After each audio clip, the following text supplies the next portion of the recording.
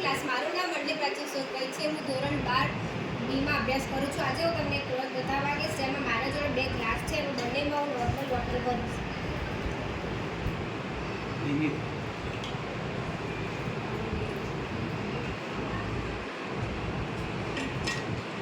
જેમાં બંનેમાંથી એક ગ્લાસમાં હું મીઠું નાખીશ.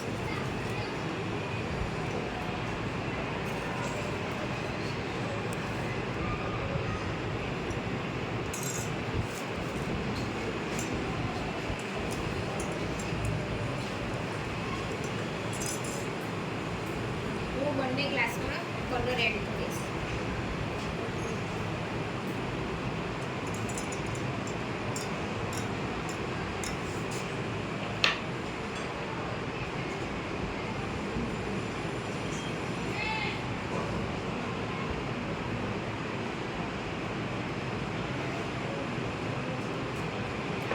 જોઈ શકો છો કે જે મેં નોર્મલ વોટર રાખ્યું હતું એની અંદર આખા ગ્લાસમાં કલર ફેલાઈ ગયો, જ્યારે મીઠાવાળા ગ્લાસમાં કલર ઉપર રહે છે. એનું કારણ એ છે કે મીઠાના પાણીની ઘનતા નોર્મલ વોટરની સરખામણીએ મીઠાના પાણીની ઘનતા વધી જાય છે, જેમાં પાણીના સરખામણીમાં મીઠાવાળા પાણીમાં તેના અણુઓ ખૂબ જ નજીક આવી જાય છે, જેથી એટલે પરિણામે જે મીઠાવાળું પાણી છે તેની અંદર રંગને ઓગળતા વાર લાગે છે. Thank you.